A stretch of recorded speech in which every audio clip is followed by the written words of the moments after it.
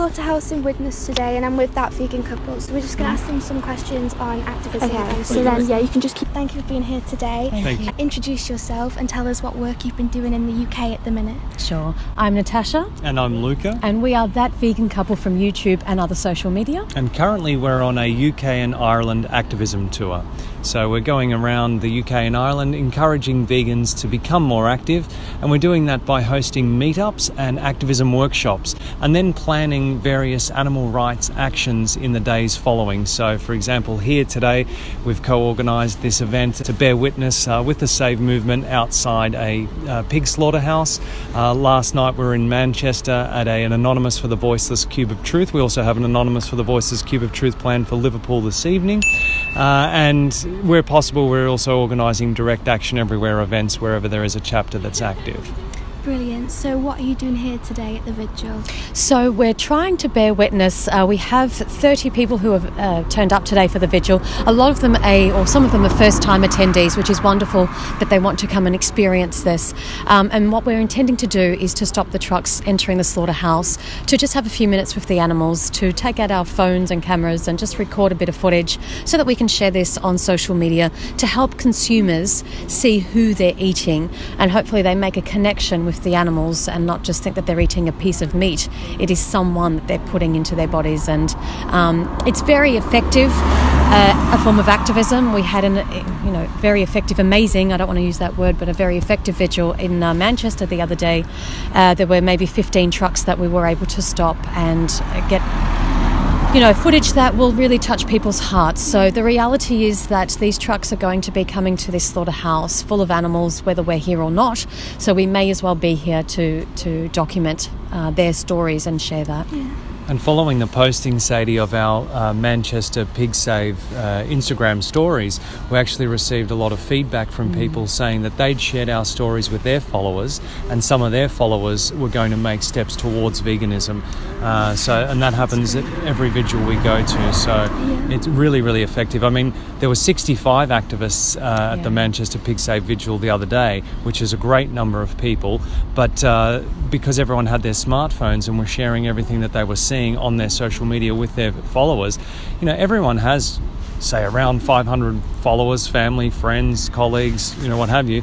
So we're amplifying the reach of this footage when we share it on social media. So yes, there were only 65 people physically present, but literally thousands of people actually saw the footage.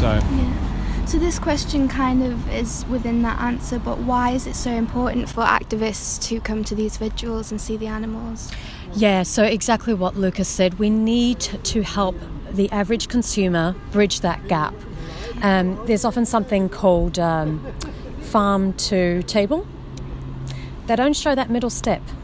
It's not farm to table, it's farm to slaughterhouse to table.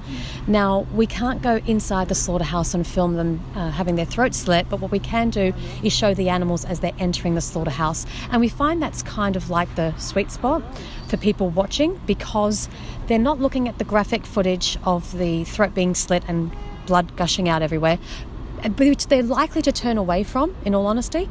But when they see the animals in their horrific state, where they're all battered and scratched and they're thirsty and frothing off most of the time from the mouth, and very sad eyes, people are able to watch that footage and make a connection and see who they're paying for. So we have to document that story and share it. And of course, if we were the ones on those trucks, we would want someone to be telling our story as well.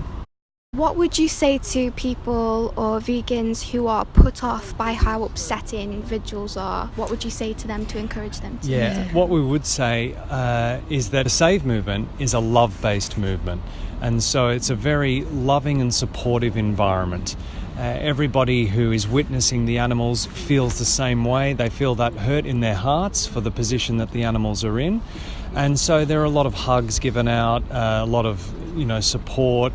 And so it's a very, very loving and supportive environment is what I'm trying to say.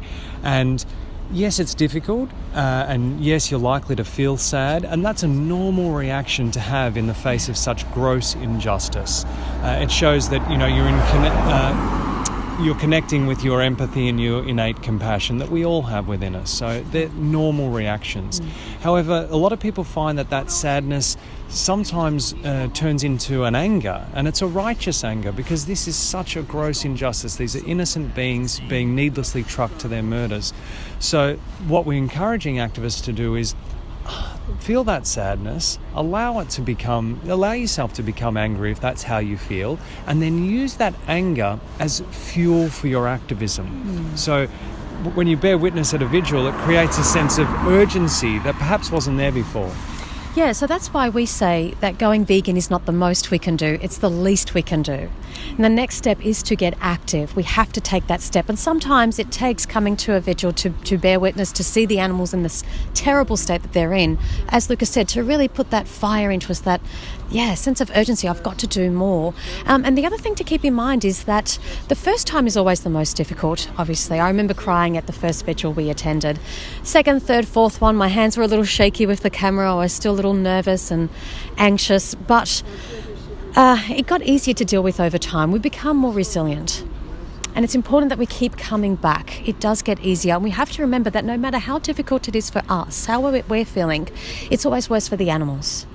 So when we keep that perspective that they're going through something a lot worse than us and it's going to get easier for us over time, we just got to keep going. And of course, after the vigil, we get to go out for a vegan burger, see our loved ones, our companion animals back home. We get on with our lives. We're going to get over that negativity. But for the animals, they don't get to get over it. This is the end of the line for them. So we it's not that we want to be here, it's that we have to be here, and it's effective. The fact that slaughterhouses will try to reroute trucks or stop them altogether or call the police, why?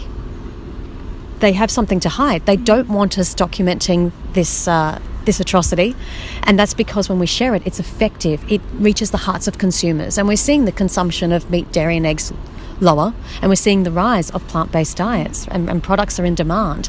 So what we're doing is working. That's why they don't want us here, and that's why we have to keep coming back, because we're only going to create the vegan world that we want if vegans get active.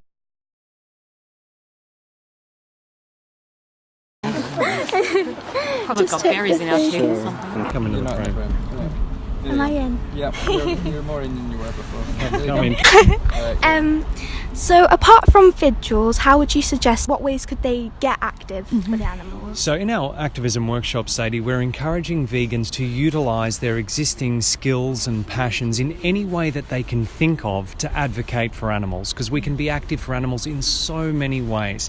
So we spoke about attending Save Movement vigils and Anonymous for the Voices Cubes of Truth and Direct Action Everywhere Disruptions. They're the three global networks and movements that are really at the forefront of the animal rights movement at the moment. But if there isn't a local chapter in your area, and you maybe don't have the skills to start one, although they're not that difficult and we encourage vegans to do so, you can, as I said, utilise your existing skills and passions. So if you're an artist, maybe you want to paint paintings of these animals, of food animals, and maybe you can auction them off and donate the proceeds to an animal sanctuary that's rescued animals from slaughterhouses, for example.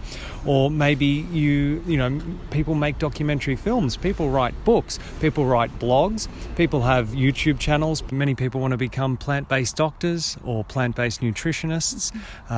Students can write essays, give presentations, talks, can organise screenings of vegan documentary films.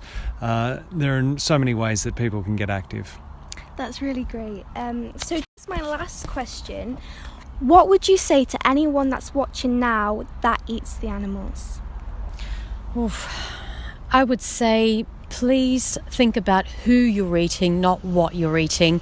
We all ate animals for the vast majority of our lives because we didn't know the truth. So we have to realise that the industry is hiding the truth from us. There's a reason, as I said earlier, that they don't want us to stop trucks. There's a reason that we don't want to see these animals, because they will lose business. They're all about selling us something. They don't care what they're selling us. They just want to sell us something. And so we're being duped, basically, by the industry. As consumers, we should be very concerned about this. We're being lied to. Who are we eating? I really encourage people to please get the full education about the ethical aspect of veganism, the health and the environmental, because it should make you a little bit angry. You know, when we found out the truth, I thought, wow, we've been duped this whole time, 29 years of our lives, and we didn't know what we were participating in, paying for, and consuming 3 times a day. So learn the truth, make that connection with your heart and your mind. And, you know, everybody says that they're against animal cruelty, and yet we all, the majority of us, participate in animal cruelty 3 times a day. So all veganism is simply aligning your actions with your ethics. That's it. We all are good-hearted people that don't want to hurt animals. If there was an injured animal on the street in front of us, we would most likely try to help that animal, and yet we pay for others to slit the throat of animals so we can eat them. And we would never do this ourselves. So I would definitely recommend people watch some documentaries, look up a few things online, get the full education, and make the ethical choice to go vegan. Brilliant. Thank you so much for talking with us. You can follow That Vegan Couple's Journey on YouTube, and you have a website as well, is that right? We do, and a podcast show. Brilliant. Yes, and Instagram's the best way to follow everything we post daily. Great. And you can also catch up on events at the Chester Vegan Project on Facebook as well. Thank you for having very us, much. Thank you so Sadie. much. It's a pleasure Thank to you. be here. Thanks, guys. Woo, woo. 'Cause nothing is as bad as you think, even when you're pulling at